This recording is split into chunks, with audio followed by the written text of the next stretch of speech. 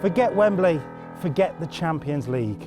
For over 100 years, armed forces personnel from across Europe have gone head-to-head for bragging rights in the Kentish Cup, the oldest competition of its kind. Please do not get in my way. You cannot drive in my lane. He's in the net. Barkins has scored. You don't have nothing to say. This is how legends are made. I know I got what it takes.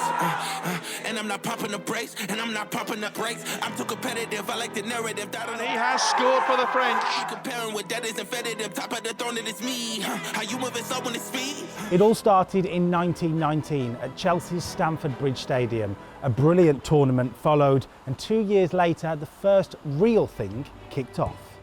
Back then, it wasn't called the Kentish Cup. That name came later, honouring Brigadier General Reginald J. Kentish, the British Army FA Secretary, who helped make it happen.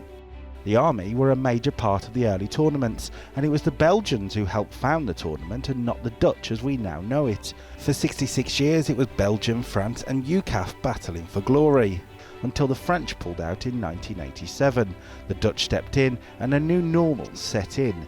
Until 2006, that is. Nearly 20 years after they left, the French were back. For 2 years, all 4 teams competed in a rare knockout-style tournament before the Belgians left the party, and since then, it's been a British, French and Dutch rivalry. But who out of the 4 teams are the best in history? Well, tournament wins are spread pretty evenly. Belgium won it 26 times, UCAF sit on 27 successes, but France lead the way with 28 trophy lifts. That means if UCAF can win in 2025, they will match the record. The Dutch have won it 9 times, and only twice in history has the tournament been shared with a draw.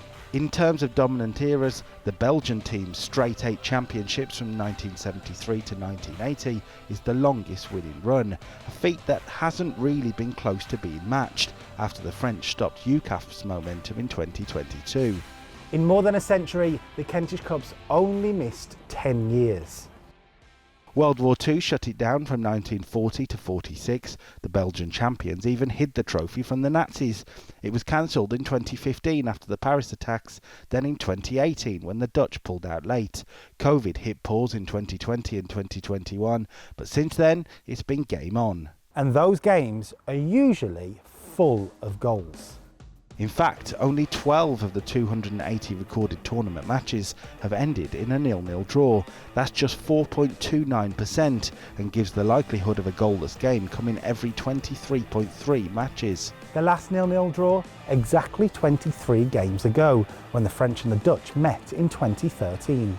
The French are not only the most successful team in history, but they're also the most prolific. Their goal tally sits at 307 heading into this winter's tournament, 27 more than Belgium's 280 and 32 more than UCAF's 275.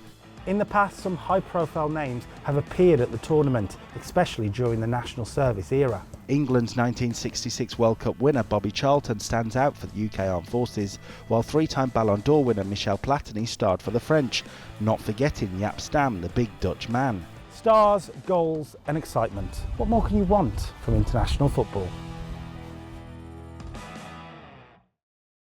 Thanks for watching. For more from BFBS Forces News, like and subscribe to the channel.